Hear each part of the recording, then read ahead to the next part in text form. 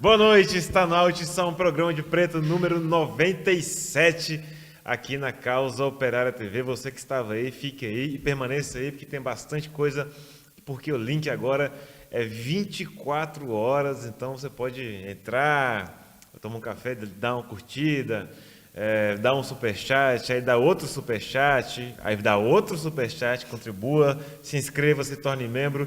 É importante ajudar o desenvolvimento, o crescimento da COTV, que agora está com o nosso link 24 horas aí. Meu nome é Juliano Lopes, boa noite, Isadora Dias, que está aqui do meu lado. Boa noite, Juliano, e pedir aí para os companheiros, para ajudar o nosso crescimento, compartilhar também o link do programa, o link 24 horas, né? Que agora a gente apresenta aí nesse link, que fica sempre no ar, mas também os programas são separados e aí tem um link separado do programa. Então aí depois você pode procurar lá nos nossos vídeos, no nosso canal, e enviar para o pessoal o programa de Tição, que é o programa do Coletivo de Negros do PCO. É isso aí, eu estendo boa noite para o companheiro Eric Menezes, que está lá na Bahia, em Salvador. Boa noite, Eric, beleza? Boa noite, Juliano. Boa noite, Isadora. Boa noite aos companheiros que estão acompanhando aí a COTV. Pedimos que o pessoal participe da discussão, comentem aí e compartilhem. É isso aí, vamos à pauta regular aqui do Tição, programa de preto número 97. O título é sobre a repressão, temos vários casos, né? Mais uma vez vários casos da repressão policial contra a população negra, contra a população trabalhadora. Temos denúncias do sistema penal, denúncias da atuação da PM, enfim. Tem bastante coisa a respeito deste problema, né? Saiu até números aí dizendo que a Polícia Militar de São Paulo quebrou o recorde novamente na execução de pessoas civis aqui no estado. Mas antes, a pauta regular nos aponta para uma data histórica, né? É importante colocar aqui, que é o nascimento de Nelson Mandela em 18 de julho de 1918. Quer dizer, Mandela, para quem é um pouco mais velho, lembra de toda a luta, né, feita por Nelson Mandela contra o apartheid. E a história está ele bem novo, né? Bem novinho. Antes de se alistar politicamente, né? Fazendo seus cursos aí, estudando e tudo. Ele faleceu já em dezembro de 2013. Mandela, ele é como se fosse um longa-metragem do que aconteceu com Lula aqui no Brasil, né? Ele ficou preso por décadas a fio aí, por conta da luta contra o apartheid, contra o regime de segregação racial oficial, quer dizer, existiam leis que limitavam o acesso do negro a certos estabelecimentos, existiam leis que proibiam que o negro estudasse em certas escolas, enfim, aquela segregação clara, né, bem definida pela lei, não era a discriminação tal como a gente conhece hoje. Ele também tem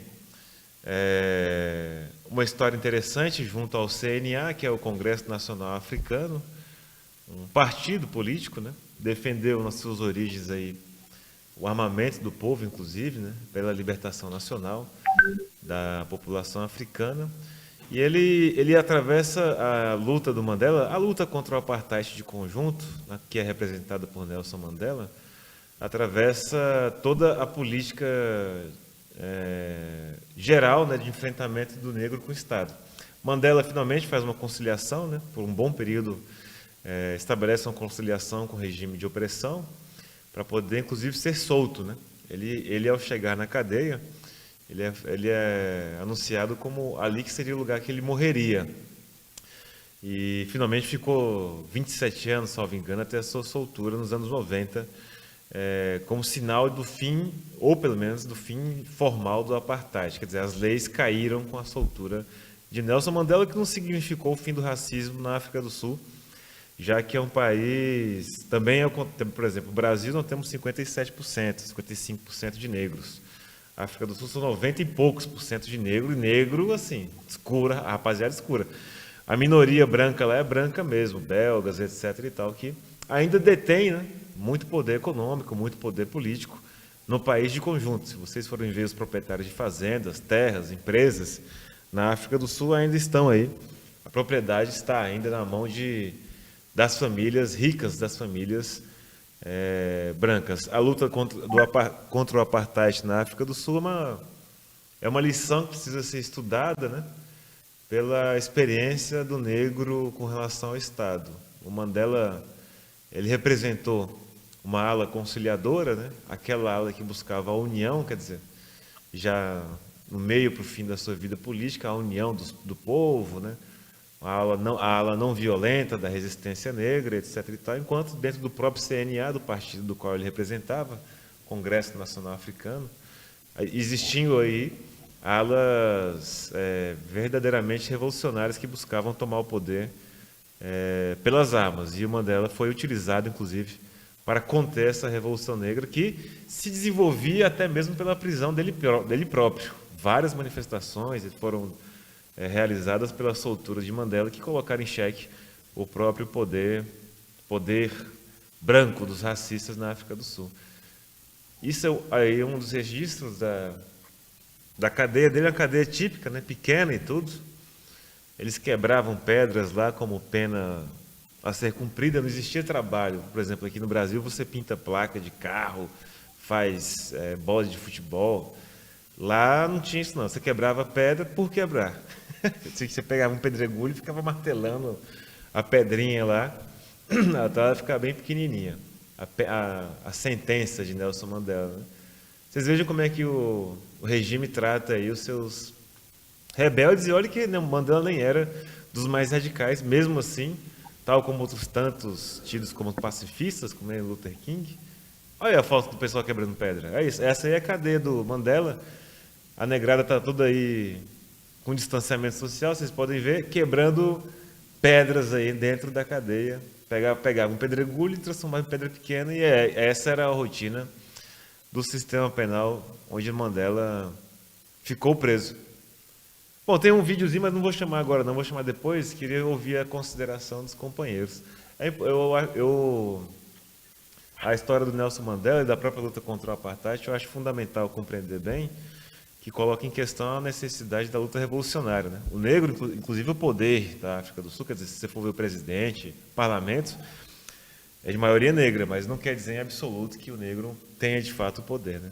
Olha o Nelson Mandela, bem novo, discursando para os seus correligionários de legenda do CNA. Isso eu acho que é começo dos 70, dos anos 70, meados dos anos 70. Bom, é isso. O que chama a atenção da situação da África do Sul, do apartheid, como você acabou de falar, o número de negros é bem, quase, praticamente total da população, mas por não ter o poder político, os negros são massacrados, né? Por isso que a gente defende como uma política revolucionária para os negros a tomada do poder. Porque os brancos, mesmo não sendo maioria, como eles estão aí no poder, eles conseguem oprimir a população. Isso aí coloca abaixo nessa discussão de alguns setores da esquerda que a luta para superar o racismo, superar a opressão do negro, seria uma luta ideológica. Na verdade, não. Uma luta material é uma luta pelo poder. Exato. Eric, quer comentar? Exatamente. Eu queria reforçar esse aspecto, porque a vida de Nelson Mandela foi muito retratada em filmes, né? A gente vai falar um pouco mais à frente, indicar algumas obras e tudo mais. Mas o tema, principalmente o hollywoodiano, eles focam muito na imagem do Nelson Mandela, né, da figura dele, e os últimos anos de vida dele, né, depois da presidência, teve muito, vamos dizer assim, muita idolatria, né, principalmente alimentada, né, pela imprensa burguesa, né, e isso é intencional, né, com a figura, vamos dizer assim, de alimentar a figura dele pessoal, né, de uma liderança, principalmente depois que ele se tornou presidente, que foi uma situação para estancar a revolução, né, crescente no país. E aí é mais uma jogada, né, que a gente vê que a burguesia utiliza. Você desvia o foco, né, cria manobras, desvia o foco e teve todo esse, vamos dizer assim, esse culto à personalidade do Nelson Mandela em contraposição a todo o movimento político que ele liderou, né? E eu acho que é bem importante a gente deixar claro isso, que toda a trajetória política dele, né, como liderança, foi organizando um movimento político, um partido político, organizando a população, como a Isadora falou. Não adianta nada você ter maioria se você não tem uma disputa pelo foi isso que aconteceu no final na década de 50 eles começaram a se organizar, né, criar organizações, criar um partido, e aí sim várias lideranças, inclusive ele, começaram a ser perseguidas até que ele foi preso, né, no começo dos anos 60 e passou antes dos anos 60 ainda, passou esse tempo todo na prisão, mas por conta da organização política e do real enfrentamento que eles faziam, né? E depois ele também foi, vamos dizer assim, toda a pressão revolucionária na África do Sul foi responsável por libertá-lo, mas também a burguesia viu uma forma de abafar que essa revolta popular tomasse maiores proporções, né? Foi, foi utilizada uma forma de, vamos colocá-lo na presidência para que evitar que, por exemplo, a burguesia lá, os holandeses lá, né, perdessem tudo, quer dizer assim, né? Foi uma maneira de conciliar e não perder o país para a revolução. Exatamente. É uma história política interessante, a luta pela libertação do povo sul-africano, pela libertação da própria África do Sul, né? Luta de libertação nacional, que resultou nisso daí, num governo de frente popular. Bom, eu separei um vídeo que me chamou a atenção. Ainda em 2010, assistíamos a Copa de 2010, Copa do Mundo 2010, realizada na África do Sul. Naquela altura, eu já era do PCO, lembro que tiveram muitas greves, etc. e tal, por conta da Copa e da situação do negro, que era muito ruim lá. Mas, de qualquer maneira, a população ia nos estádios, né? E cantava uma música muito bonita, que é uma música que representa a luta dos trabalhadores mineiros da África do Sul, e que ela era entoada toda vez que o trem passava, o trem estava chegando, então enquanto eles estavam trabalhando nas minas, né? É algo que a gente discutiu, inclusive, no podcast sobre blues. Depois eu peço que os companheiros assistam, é muito interessante. A África do Sul também tinha seus trabalhadores negros fazendo uma canção enquanto trabalhavam. Essa canção era cantada toda vez que os Bafanas, né, a seleção sul-africana, ia entrar em campo. Eu lembro que estava assistindo um jogo deles, eu torci por eles também. Claro que torci mais pelo Brasil, mas eu gostava muito da seleção sul-africana.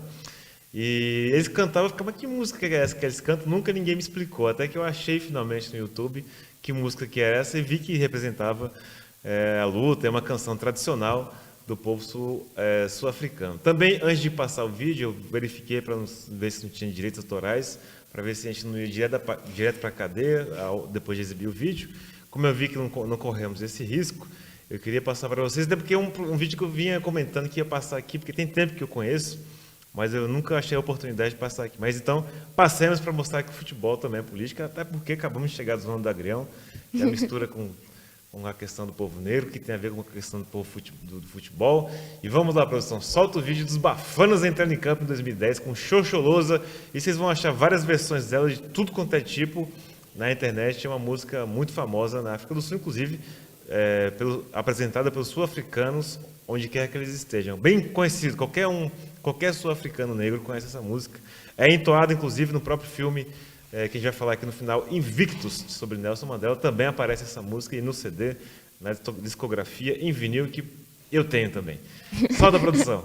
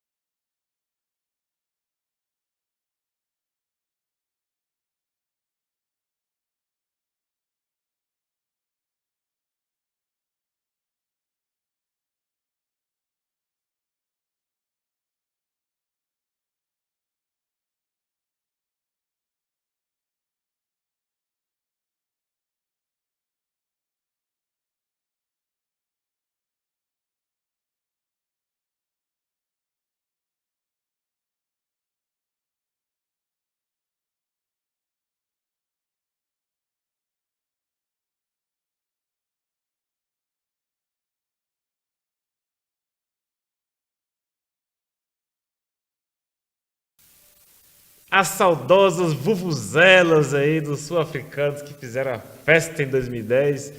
E eles dançavam, a seleção dançava antes de entrar em campo, era um negócio espetacular.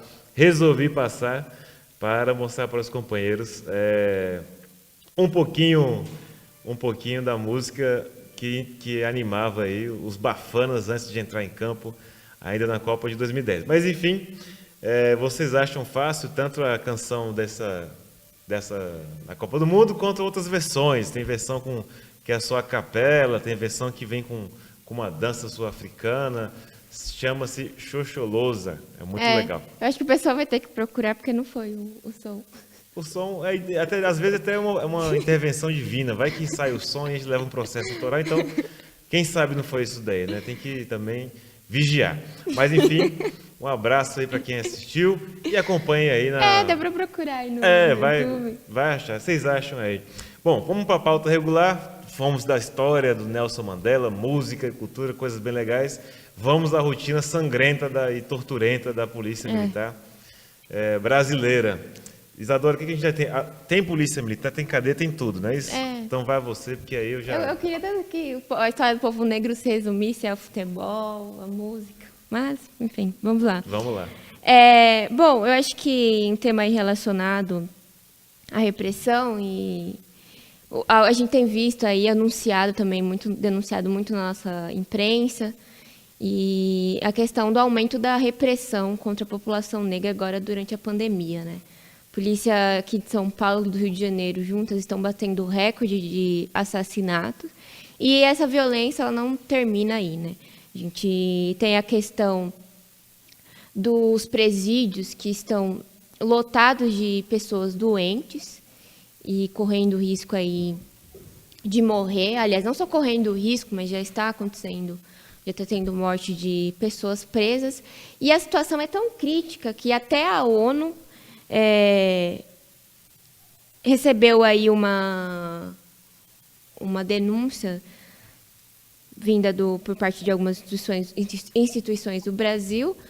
Claro que assim, a ONU não vai fazer nada, é uma instituição imperialista, não está muito preocupada com a situação, mas é que como a gente vê aí um cenário tão crítico que eles acabam aí fazendo uma demagogia e acatando as denúncias. Mas o que eu gostaria até de destacar é que no dia 4 de julho morreu um jovem negro. Ele estava preso aí, foi preso acho que em 2018 por portar 10 miligramas de maconha. E aí ele pegou coronavírus e morreu. Então, nós aqui do Coletivo de Negros temos uma política bem clara em relação a essa situação do presídios, que seria liberar aí todos os presos não perigosos. Muitas das pessoas presas, elas nem foram adequadamente julgadas. Elas estão aí num processos também fraudulentos, parecido com o processo do ex-presidente Lula, porque a justiça ela age dessa maneira, ela não vê uma pessoa negra, prende e mantém lá preso, e aí a vida desse rapaz custou 10 gramas de maconha. E esse daí é um exemplo, né, só da situação. Existem milhares de casos como esse, e a única maneira de não permitir que aconteça um genocídio dentro das cadeias não é denunciando para a ONU, mas é mobilizando o povo negro, organizando o movimento negro para acabar com essas prisões, que claramente são... além de... A gente pode falar aí tranquilamente que trata-se de um inferno na Terra, parecido aí com os campos de concentração da época do Holocausto. E com a pandemia, a situação fica ainda mais grave, né? E aí também as famílias das pessoas presas, elas têm denunciado aí a situação. Está havendo aí protestos em inúmeras cidades do país. Gostaria de destacar o protesto das famílias no Ceará, porque inclusive lá no estado já foi registrado 3 mortes de pessoas presas e 489 confirmados.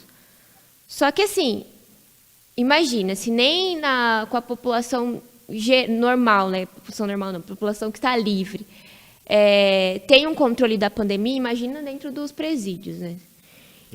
Então, esses números aí, com certeza, são subnotificados e as famílias têm denunciado que eles estão há meses sem notícia dos seus familiares. Tem família que recebeu notícia que o familiar preso ficou doente há 4 meses por coronavírus e desde então a família não teve nenhuma notícia.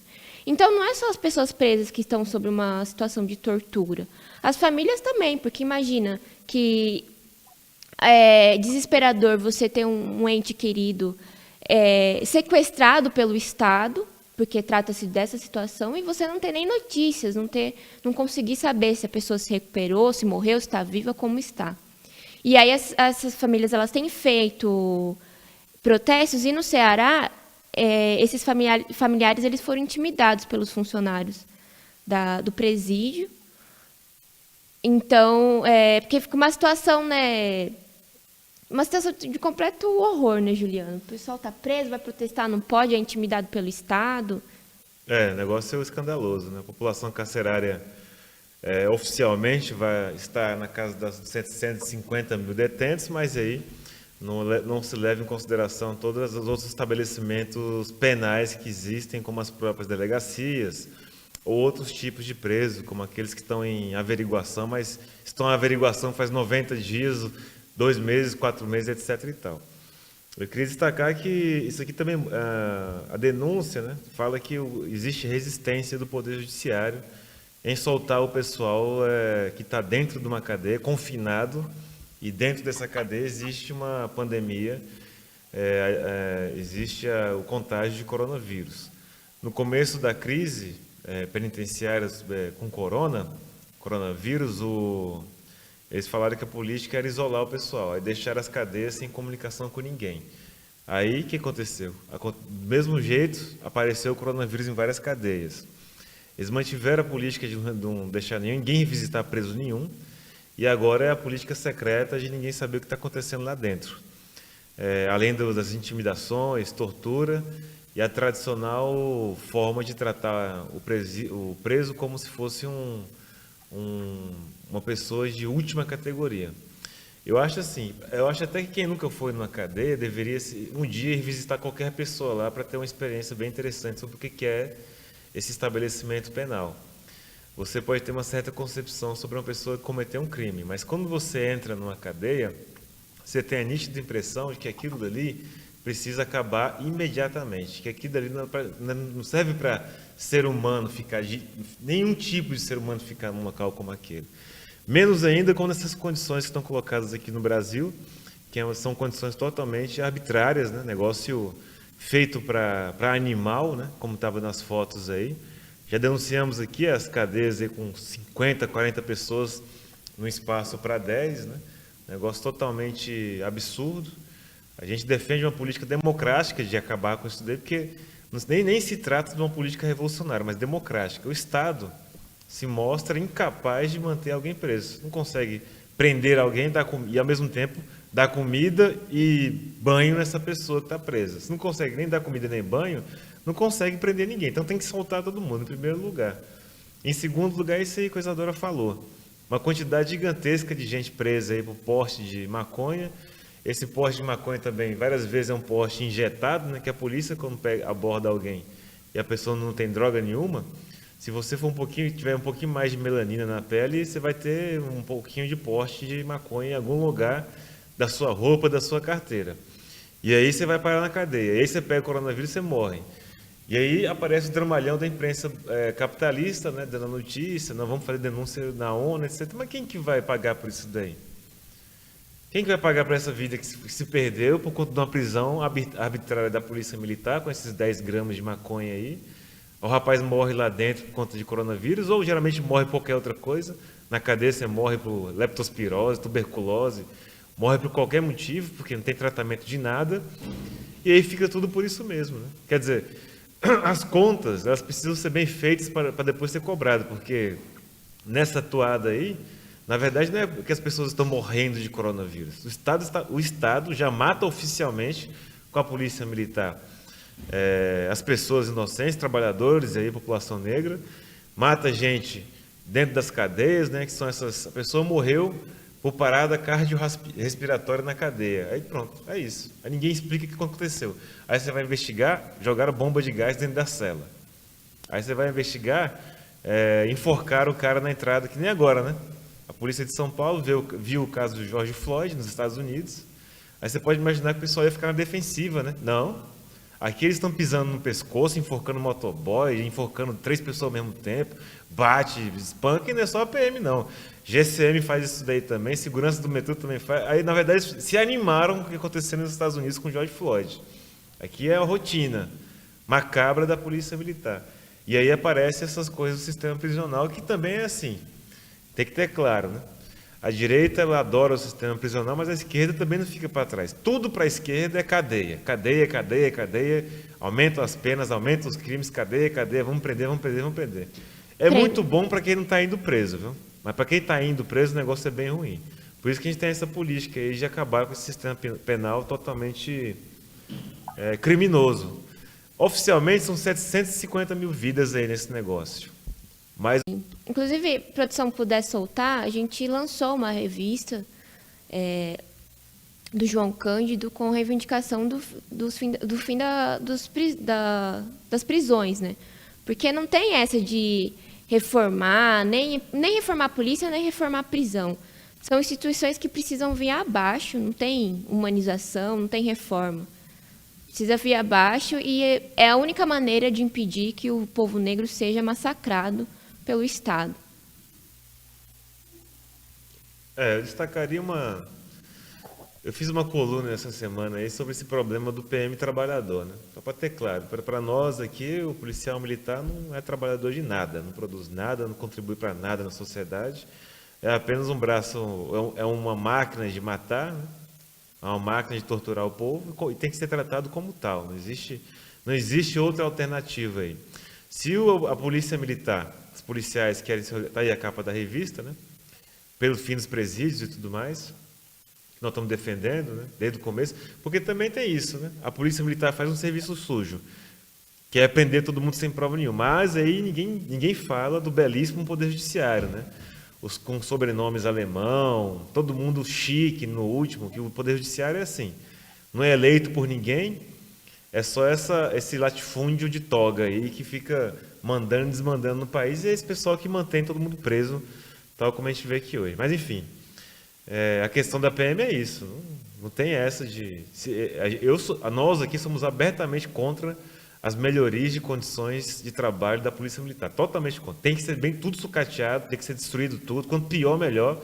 Se eles morrerem aí pela atividade, a arma não funciona, o colete é prova de bala de pano, o carro da viatura não pega, tá ótimo, tá lindo.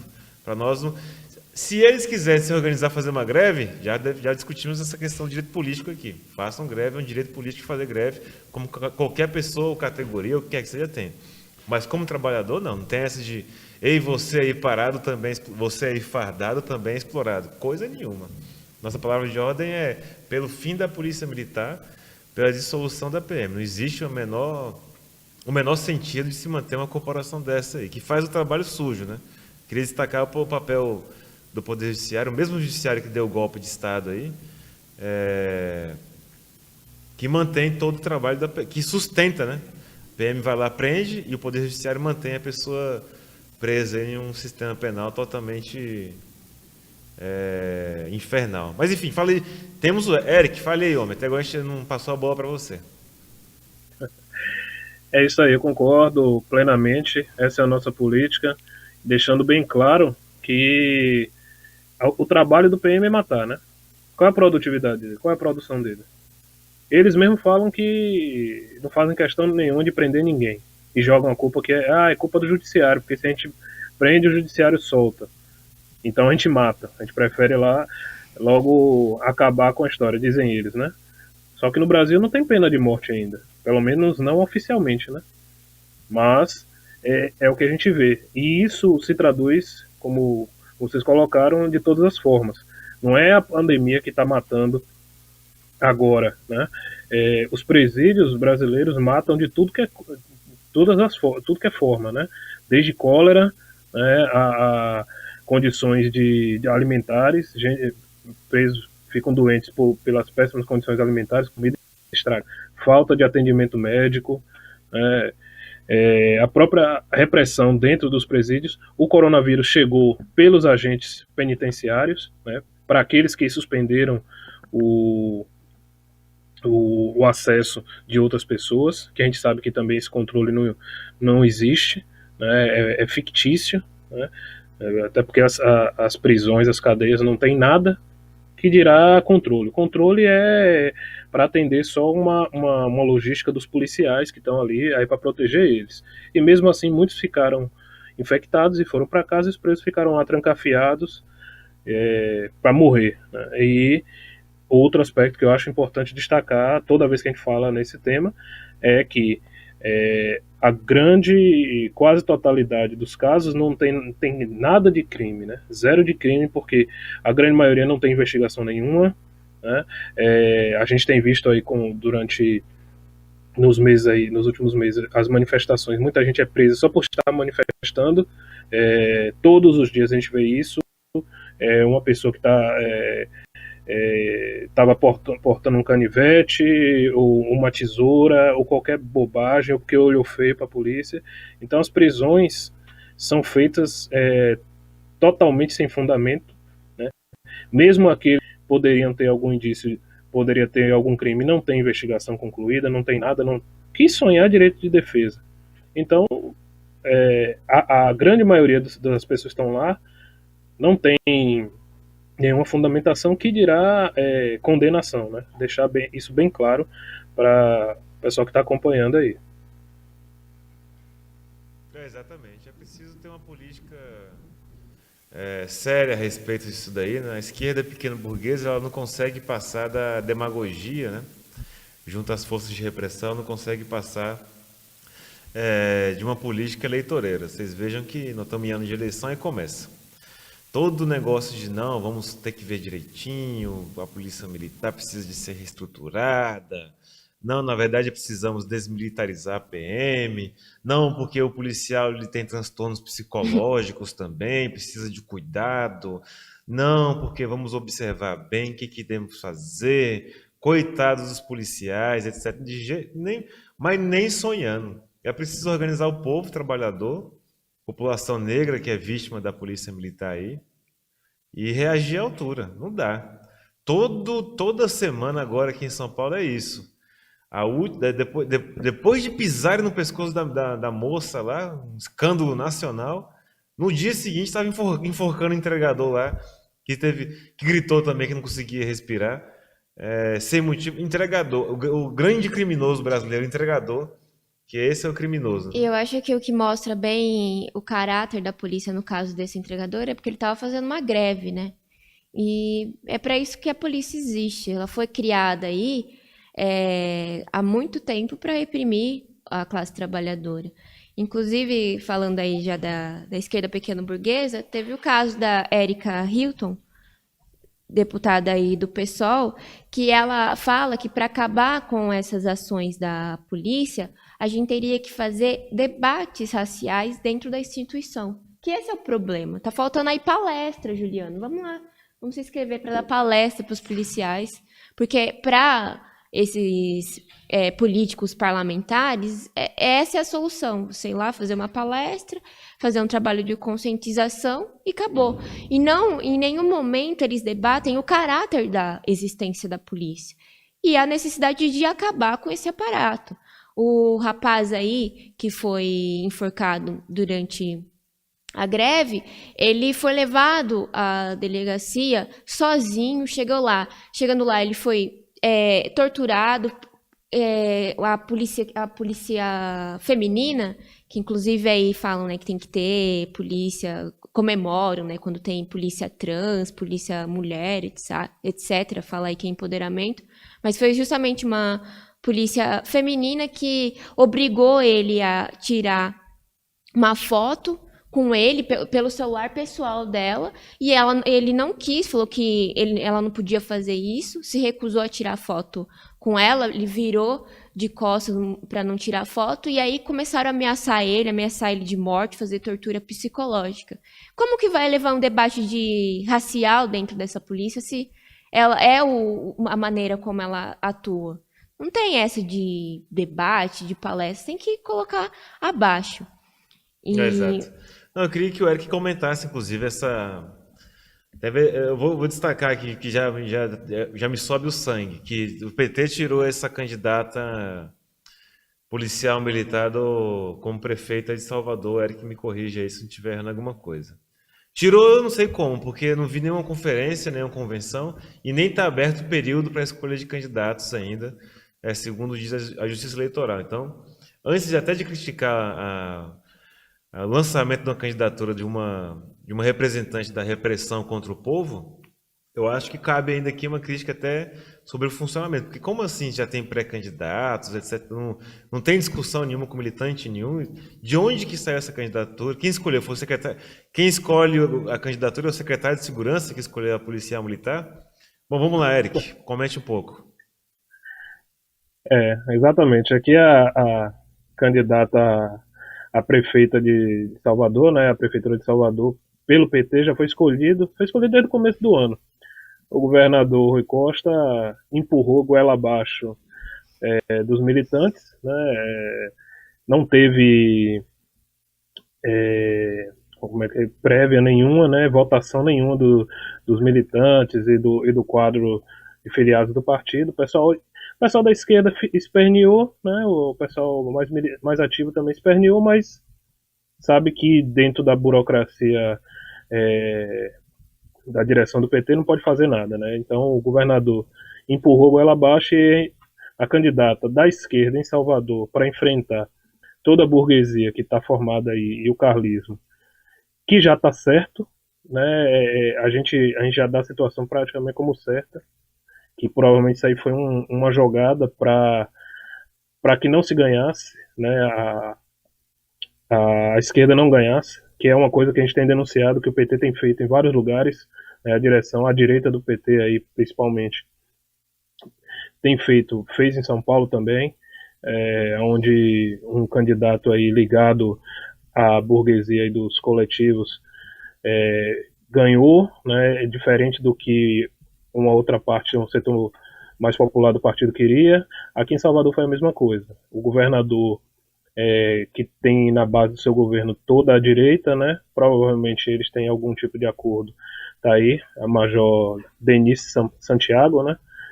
Major da Ronda Maria, né? E aí é a comandante da Ronda e é tida aí como a salvadora da população negra de Salvador. E que inclusive tem se feito autopropaganda aí de que é antifascista, né? É até engraçado, né? Policial antifascista, né? Ainda mais oficial, né? E é uma coisa inadmissível que muita gente dentro do partido tem se questionado, mas acaba não tendo força para fazer nada. E é inadmissível você ter num estado e numa cidade majoritariamente negra, onde a pobreza é muito grande, a situação social da luta de classe é muito evidente, você ter um governante, a possibilidade de ter um governante do aparato de repressão. Né? Isso é inadmissível.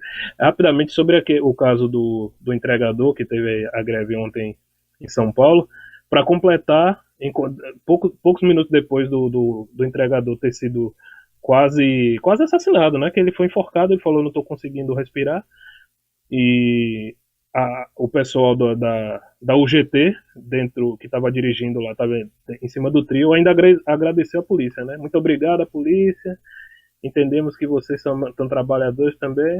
Trabalhador coisa nenhuma, o que eles fazem é isso aí. Exatamente. Escandaloso e até aproveitando a deixa, né? Se tem setores aí revoltosos aí contra a candidatura da policial militar aí, a prefeitura de Salvador, dentro do PT, tem que se manifestar, protestar aí contra a candidatura dela. Não, isso aí não tem condição. Você lançar um policial militar para candidato a qualquer coisa, a essa altura do campeonato, é muito escandaloso. Depois do sal todo que a gente comeu nas lutas contra o golpe, nem preciso dizer na sua política, mas na vida comum do povo negro, na mão da PM, né? E fascismo, PM antifascista. Eu não sei, as coisas estão um pouco confusas para mim. Mas enfim, Isadora, mande aquele abraço especial para quem já contribuiu e nós não vamos terminar o programa enquanto todos que estão assistindo não contribuírem. Todo mundo tem que contribuir, senão o programa não acaba nunca mais. E duro que é verdade, que o nosso link vai ficar aí. Boa noite pro companheiro Braz, irmã Jazewiski, irmã, companheira Para Que Postar Só Tem no Face, boa noite. A Deise também está aqui. Boa noite para a companheira Reflexão Sempre, que ela esteve aqui no lançamento da TV 24 Horas. Silva Mirro. Sério? Ela veio? Ela veio. Nem...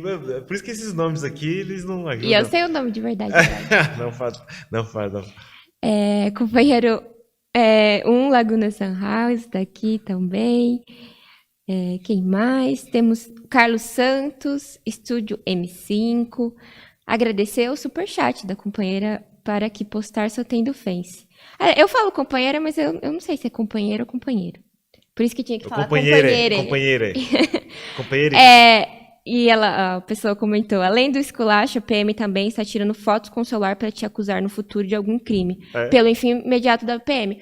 Isso é verdade, inclusive eles quiseram tirar a foto lá do entregador que estava em greve, e também foi o caso parecido com o Vinícius, que a gente anunciou na semana passada, e daqui a pouco eu vou anunciar sobre o caso dele. E mais um superchat da companheira Deise, muito obrigada. O Léo Kerber também está aqui. Quem mais? Comentem aí bastante para aumentar o alcance da nossa TV revolucionária. Éder Vieira da Rocha, Teco. E tivemos aí, acabou de subir um superchat do companheiro Laguna Sunhouse. Fim da PM, autodefesa para enfrentá-la já. E a Reflexão Sempre agora também é membro, olha só. Tá vendo? Nada como fazer um apelo direto aos telespectadores para poder contribuir e se inscrever aqui na CLTV. Exato, que pra gente continuar falando o fim da PM, trazer essas notícias, a gente precisa ter uma imprensa totalmente independente, porque a Folha não vai deixar a gente lançar lá uma coluna como o companheiro Juliano fez no DCO essa semana, falando que a polícia não é trabalhador, porque eles defendem os golpistas, eles defendem essa política, defendem a tortura contra os trabalhadores. Então... Bom, Isadora, nosso horário aqui, ele é tanto curto quanto mais curto ainda. Eu só queria, antes, não sei o que você vai anunciar, mas eu queria falar do caso Vinícius rapidinho, pode ser? Claro. Nós anunciamos a semana passada sobre o caso do Vinícius, que ele estava preso num processo aí totalmente fraudulento. Ele estava preso por um crime de roubo, mas no fim ele foi levado para a cadeia para delegacia com a alegação de porte de arma. Depois apareceu uma foto aí dele e isso estaria acusando ele, mas o crime mesmo que ele estava preso foi cometido num dia que ele tem provas que ele estava com a família, acho que foi na abertura da Copa de 2014, a Copa na Rússia, foi em 2014 ou 2018? Foi 2018. A gente, enfim. E aí ele nós anunciamos aqui na quinta, e eu acho que ele foi liberado no sábado, só que o processo dele, ele não foi inocentado, o processo não foi arquivado, nem nada disso. Ele ainda vai ser julgado, e nós continuaremos acompanhando aí o caso, mas a família já está muito feliz por ele ter sido liberado, até porque imagina a situação das famílias, das pessoas presas com o coronavírus, né? Deve ser um alívio mesmo conseguir que o seu familiar seja liberto aí dessas masmorras. A produção puder soltar foto do Vinícius, e a tia dele está em contato com a gente, ela tem nos dado informação, e nós vamos continuar acompanhando mesmo, porque a gente sabe, né, como funciona esses processos fraudulentos e é preciso ser denunciado o que está acontecendo. produção tem as fotos? Se não tiver agora, a gente libera daqui a pouco. Bom, é isso daí. Aí eu. Não sei se tiver facinho, senão a gente já passa aqui, porque o tempo é curto e derradeiro.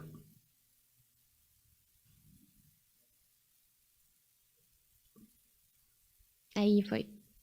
Aí está, a família estava em uma campanha, fizeram uma manifestação, e eu acho que isso também é um exemplo para todas as famílias, né? Denunciarem o que está acontecendo, fazer ato, tentar mobilizar o pessoal para escancarar como funciona o sistema penal no nosso país. Pessoas inocentes são presas, pessoas com processos fraudulentos, com provas plantadas aí pela polícia. E fica aí, então, a nossa denúncia. Exatamente. É preciso de uma organização séria, né? Uma organização séria que coloque abaixo esse sistema repressivo. Bom, companheiros, nós estamos aqui no apagar das luzes do Tição, programa de preto. Eu queria destacar que ainda hoje teremos o programa Resumo do Dia, com o companheiro Antônio Carlos e outros. Tem 2 filmes que nós queremos indicar para quem assistiu o programa de hoje, que é justamente sobre Nelson Mandela. Um é o Invictus, o mais hollywoodiano de todos, bem trabalhado e tudo bem feito. Acho que quem faz o Nelson Mandela no Invictus é o Morgan Freeman, que também é um cara da esquerda, né? No geral ele está com a esquerda norte-americana e tudo mais. E o outro filme é o Mandela, O Caminho para a Liberdade, que tem umas cenas mais interessantes, né? As revoltas nas favelas sul-africanas, conta um pouco também do próprio início da vida de Nelson Mandela aí. Acho que esses 2 filmes dá para você ter uma ideia mais geral, eu sinto que foi a vida de Nelson Mandela que a gente tratou aqui no começo do programa. Bom, eu vou me despedindo de vocês, dando uma ótima noite para todo mundo. Contribuem. Quem já fez contribuição aqui no programa, é o mesmo link? Mas só fazer outra contribuição no próximo programa, não tem problema nenhum. Aceitamos todas as formas de pagamento e contribuição aqui na CELTV. Boa noite, Isadora. Boa noite, Juliano. Boa noite ao companheiro Eric. Agradecer quem nos acompanhou. E pedir aí para os companheiros depois procurar o link do programa separado e distribuir aí para o pessoal, para os seus amigos, para quem vocês sabem que tem envolvimento com o movimento negro, para que o debate do coletivo João Cândido seja aí amplamente divulgado. Eric, boa noite. Boa noite, Juliano. Boa noite, Isadora. Os companheiros que acompanharam e que vão assistir mais tarde. Convidar também o pessoal para participar do coletivo João Cândido. As reuniões são todo sábado às 16 horas. É muito interessante. A gente tem a página no Facebook, no Instagram. E ler também nossas matérias do editorial do Coluna de Negros, né? Que a gente todo dia tem matérias lá muito interessantes e faz todas essas denúncias por lá. É isso daí, não saiam do link 24 horas da CELTV. Tem mais gente com o link 24 horas da CELTV? Não tem. Na esquerda tem alguém com transmissão 24 horas? Não tem. Então fique conosco na CELTV, contribua, se inscreva aqui na Causa Operária TV e um bom final de semana. Até semana que vem. Tchau, tchau.